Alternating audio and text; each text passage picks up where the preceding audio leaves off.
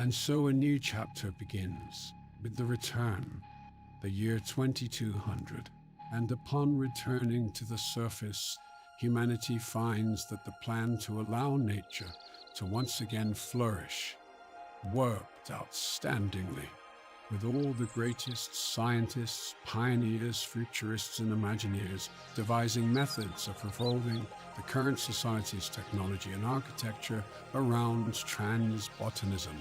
And with efforts of prosperity, humanity begins rebuilding with nature in the year 2250. The Imagineers and visionaries of today in 2250 use biomimetic 4D printing in order to grow architecture, all from natural matter, artificially reproduced and edited for our needs, and once again assemble harmonious routine life into local neighborhoods.